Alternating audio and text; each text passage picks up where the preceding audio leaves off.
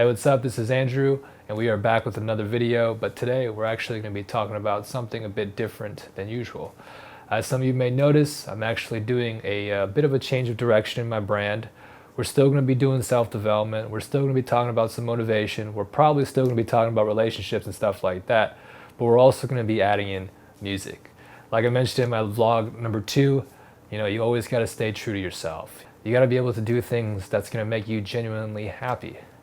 I actually got this from T-Pain, but he said basically, there's 7 billion people on this planet.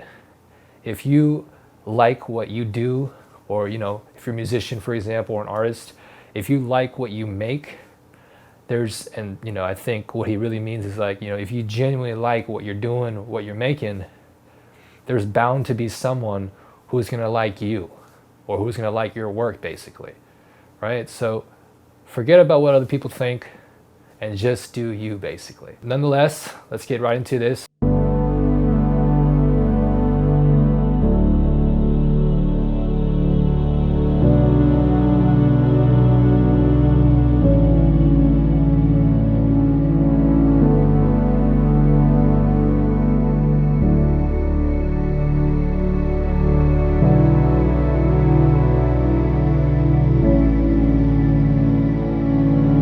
But before we get into how to create the pad, I want to talk about that although the sound sounds nice, the sound design itself is not everything. I actually learned this from Fairlane through one of his patrons, and definitely, if you want to learn more about future bass, creating EDM and stuff like that, you should definitely check out Fairlane's Patreon. He has like walkthroughs of his tracks and stuff like that. If you don't know who he is, he has quite a number of great tracks out there. One of my favorite is called Fairlane Butterflies, and he also does a walkthrough of that song. So again, I definitely recommend for you to check out his Patreon. I will leave the link in the description below. But he basically says that you definitely want to choose sounds, or have your sound design kind of complement each other and kind of have everything make sense. But what's really going to make your track pop is how the harmonies and the notes are working together. Alright, so to give you an example on how sound design is not everything, I have 2 of the same chord progressions, just one being in root position and one with my own voicings that I made. And if you don't know what root position is, that's basically the basic form of a chord. So for example, in this case, we're in the key of D. We have chords G, I think this is a D, yep, a D chord, B, and A. But basically, a chord at root position is in 1, 3, 5. So in this case, the G is a 1, the B is a 3, and then the D is a 5. And that's basically in its most basic form. We have D, F, and A, also 1, 3, 5 again. Here, I basically just added another B and B as an octave, right? So it's still essentially in the basic form. I just added another B on the lower octave. And then we have B chord, which is a B, D, and F sharp. And then we have A, same thing. I add the octaves here, A, and then being 1, C sharp, being, this is a C sharp, C sharp being a 3, and then E being a 5. So we'll play the root position first, and then we'll compare it to the one that you heard earlier.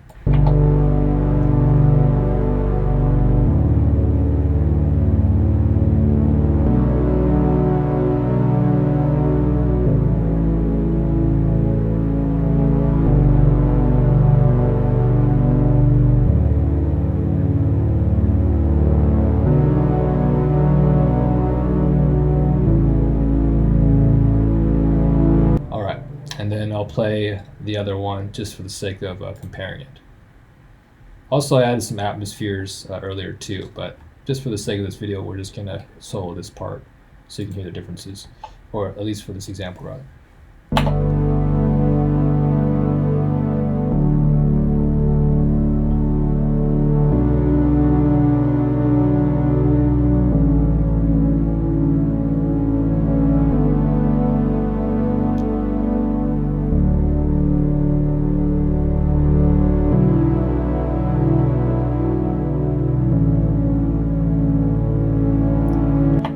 Right, so it's much different. You can definitely hear a significant difference in the way that it feels. Like this, harmonically, it works just because it's playing all the right notes.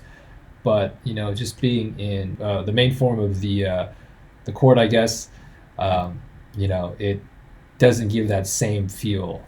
Essentially, basically, and we can definitely, if there's enough comments, if there's enough requests, on this YouTube video or on my Twitch channel on how to create chord voicings, I can definitely do that in another video. But for this video, we'll be focusing on how to create the pad. But yeah, basically for this chord progression here, I added notes, so it could either be like a 7th chord, a 9th chord, like a G sus chord or something. I have no freaking clue what chords they are, but it was just basically a lot of the experimentation, that I was able to find, chord voicings, or I learned how to create the chord voicings that I like. So yeah, ultimately, this is why I also believe that you definitely want, sounds that complement each other, because, I actually have a piano layered with this serum here. I'll show you too. And together, mixing them together, they're both, tone-wise, they make sense to go together, as well as this atmosphere here. It also adds a nice touch. And, even though this video is, not really about how to create atmospheres or anything, just to quickly go over this real quick, in case anyone is wondering, these are basically the same atmosphere sounds that I basically just layered with different notes. So I transposed different notes real quick so they can all harmonize together, basically.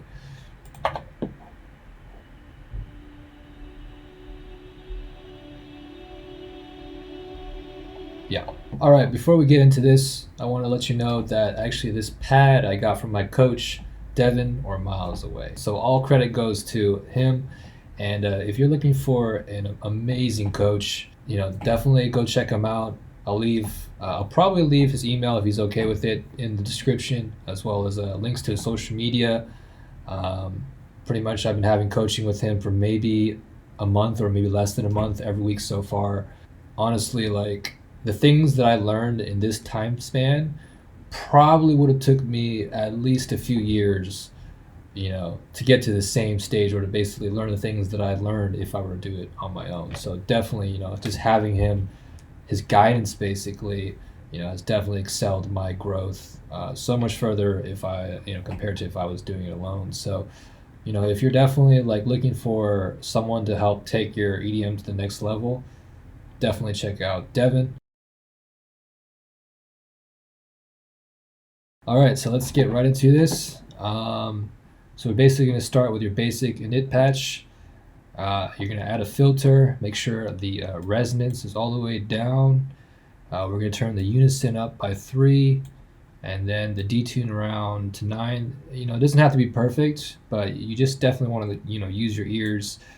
As Devin actually has told me, you're the producer, so use your ears and what feels right to you, to do the judgment. So let's play this real quick. So you can already kind of see that it's starting to have that sound, right? And then we're going to do the same thing with oscillator B. Do the same thing, lower to down 1 octave. Let me open my notes. Oh yeah, and you also want to add a filter. Add a filter here for B. And then the cutoff we don't have to necessarily do yet. And then add low frequency modulator. Okay, so basically we're going to add this to the cutoff. And essentially what this is going to do is, just imagine, if you were to have a hand on here moving this thing around.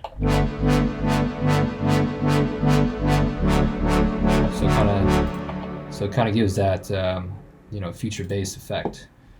And pretty much, I think this basically changes the shape of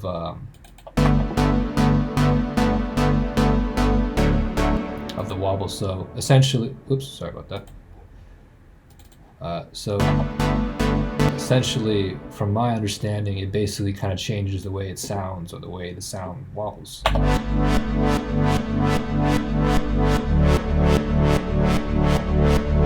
And there's also, when you're doing the cutoff, usually it only goes to one side, and there's a shortcut key. Let me see if I remember how to do it. I think it might be my Alt Shift or something. I forgot exactly. It might be, for me, it might be Command Shift if I remember correctly. But yeah, you can basically Google that. And you want to basically, again, use your ears, but mainly we like it around, around here would probably be good. And turn off the BPM and whatever this is. And in terms of a shape, you can use any shape you like, but for this certain sound, we used a sine. And now we get this. Oops, sorry about that.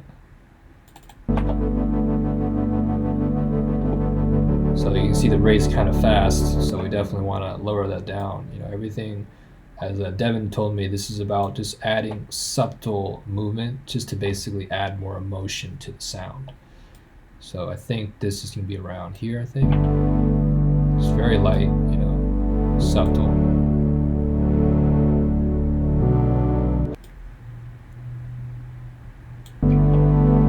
There we go.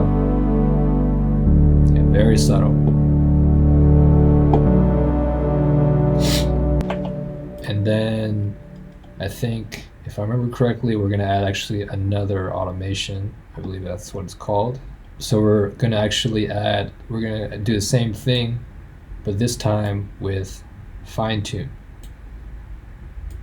And you definitely don't want to overdo this one because, when you add too much, this is what it's going to sound like. It's not going to work, right? So what you want to do is you want to go to the matrix here, and I believe this is like a global thing where you can adjust all the modulation or whatever. And again, very subtle movements. And again, use your ears to what feels right to you. And I'll put this one down too.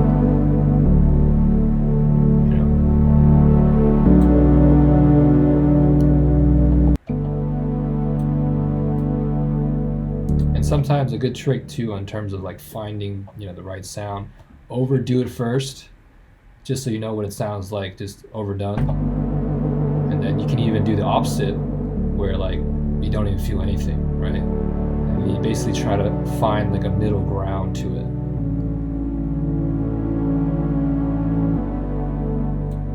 something like that basically.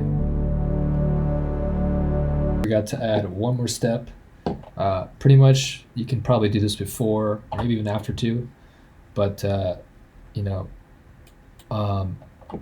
be sure to adjust the hertz. So again, you can use your ears for this, make it too much, make it too little, and again find that like middle ground.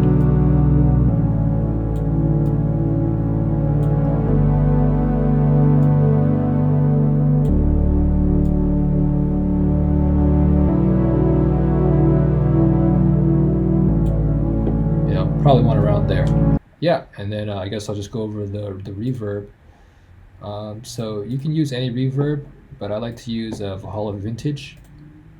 And pretty much the only thing I really did was usually the decay starts at 4. You can probably just leave that around there if you like. The low cut we put to 200 around there basically. And use your ears for this, right? Overdo it, have nothing. And then see where it fits best. And then for the mix, 37.5%. Again, same thing here. Concept, you can overdo it. Obviously, this is way too much. This is nothing. And then you can kind of find where it just feels right. Yep. So that's it for this video. I hope that you found it helpful. And if you did, definitely subscribe to my YouTube channel and hit the bell notification symbol so you know when the next video goes live. I'll definitely, be doing more YouTube videos on music. Again, there's still going to be self-development videos, motivational videos. Again, probably even relationship videos, anything that I'm kind of going through or kind of learning and stuff like that. I'll definitely document and share. Please follow me on social media as well, my Instagram, Twitter, TikTok. I'll leave all the links on the description below. I also stream on Twitch 5 times a week. I usually do co-studying or co-working streams on Twitch while I work, and then after I finish work, I usually switch over to practice and work on more music, basically. So if that's something that you find interest in, definitely check me out and give me a follow on Twitch as well. And also, lastly, if you want to join a like-minded community on Discord, feel free to join there as well. We'd love to have you there. And if you're a musician, artist, creator or whatever, you're welcome to share your work in there too. Again, I'll leave all the links in the description below. Thanks again for watching this video. I hope you enjoyed it. Much love. Peace out.